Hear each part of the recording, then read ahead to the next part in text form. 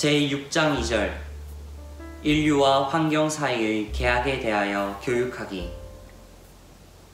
오늘날 문화와 생태 위기의 심각성에 대한 인식은 새로운 습관으로 이어져야 합니다.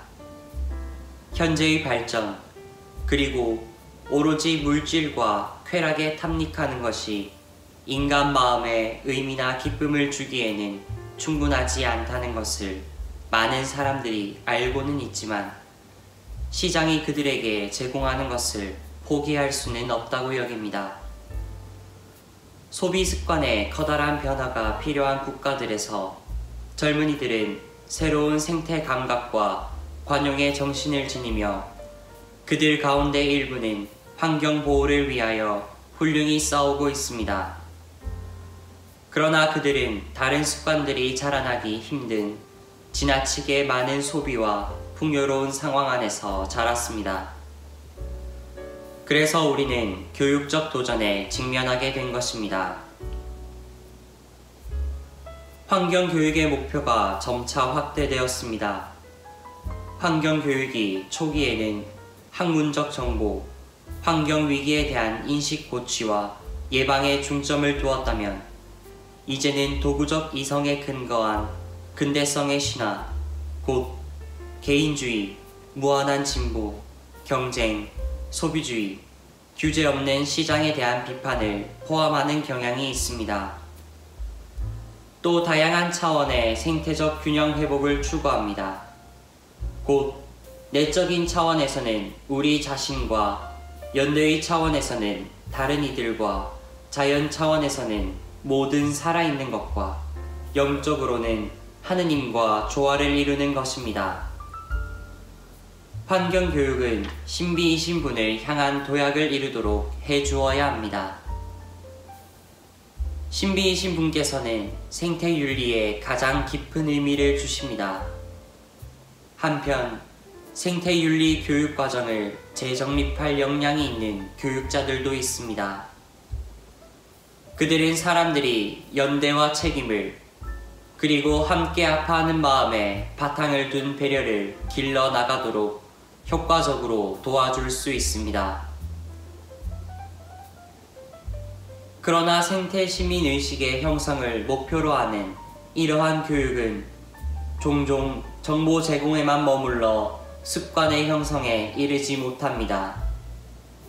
법률과 규범이 존재하고 심지어 효과적인 감독이 이루어진다고 하더라도 장기적으로는 그릇된 행위를 규제하기에 불충분합니다. 법규범이 의미 있는 지속적 효과를 거두려면 사회 구성원 대다수가 적절한 동기부여로 이를 받아들여 개인적인 변화를 이루도록 해야 합니다. 확고한 덕을 기르는 것에서 시작할 때 비로소 사람들이 생태적 사명에 헌신할 수 있습니다. 경제적 여유가 있어서 더 많이 소비하고 지출할 수 있어도 난방을 하는 대신에 습관적으로 옷을 더 껴입는 사람은 환경보호를 위한 심령과 태도를 보여주는 것입니다. 작은 일상적 행동으로 피조물 보호의 임무를 수행하는 것은 참으로 고결한 일입니다.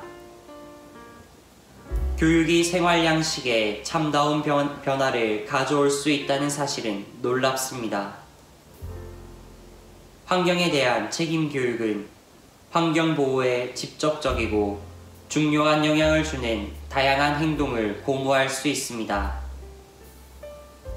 예를 들어 플라스틱이나 종이의 사용을 삼가고 물 사용을 줄이고 쓰레기 분리수거를 하고 적당히 먹을 만큼만 요리하고 생명체를 사랑으로 돌보며 대중교통을 이용하거나 승용차 함께 타기를 실천하고 나무를 심고 불필요한 전등을 끄는 것입니다.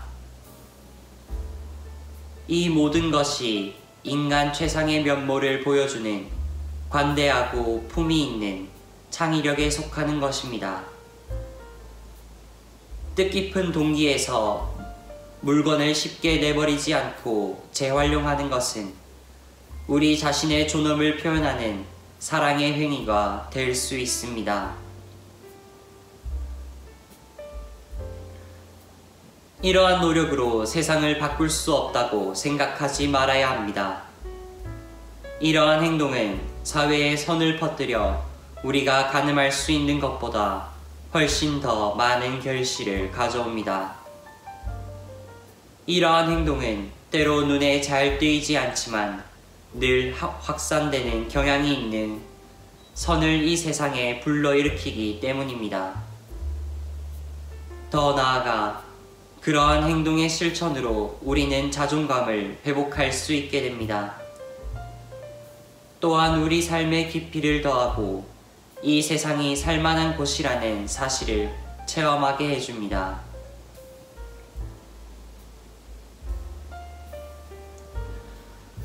교육은 학교, 가정, 커뮤니케이션 매체, 교리 교육과 같은 다양한 영역에서 이루어질 수 있습니다. 어릴 때 좋은 학교 교육이 이루어지면 씨가 뿌려져 평생 그 효과를 거두게 됩니다. 그럼에도 저는 여기에서 가정의 커다란 중요성을 강조하고자 합니다.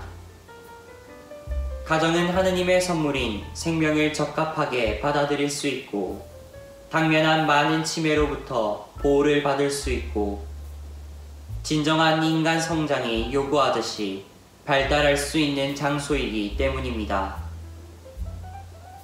가정은 죽음의 문화라고 불리는 것에 반대하여 생명 문화의 중심을 이룹니다.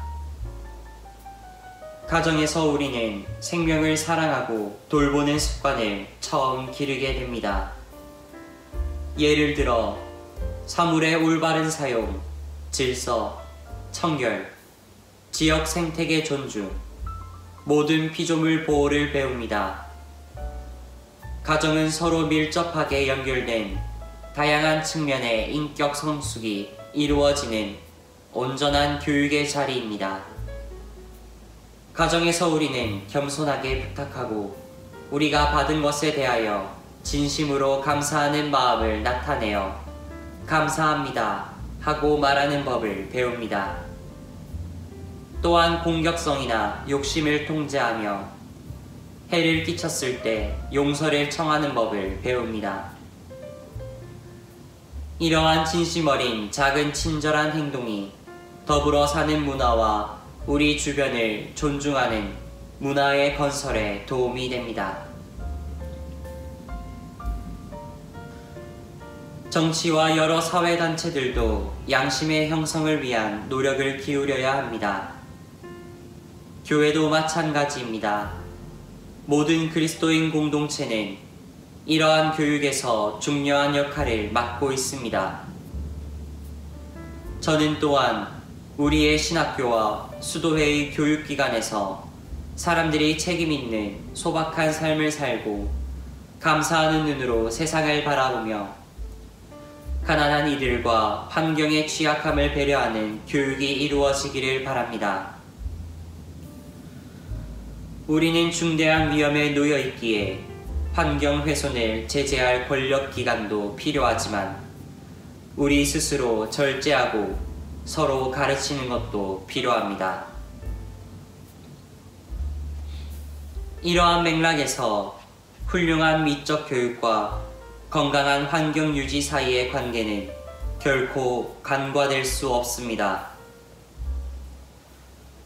아름다움에 대한 관심과 사랑은 우리가功利적인 실용주의에서 벗어나도록 해줍니다. 아름다운 것을 경탄하며 음미하는 법을 배우지 못하면 우리에게 모든 것이 멋대로 사용하고 착취할 대상으로 변질되어 버린다는 사실은 당연합니다. 동시에 우리가 근본적인 변화를 바란다면 사고방식이 우리 행동에 실제로 영향을 미친다는 것을 깨달을 필요가 있습니다. 우리가 인간, 생명, 사회, 인간과 자연의 관계에 관한 새로운 사고방식을 촉진하려는 노력을 기울이지 않으면 우리의 교육적 노력은 부족하고 효과를 거두지 못할 것입니다. 그러한 노력이 없다면 대중매체와 강력한 시장 활동의 부추김으로 소비주의 패러다임이 계속해서 거세질 것입니다.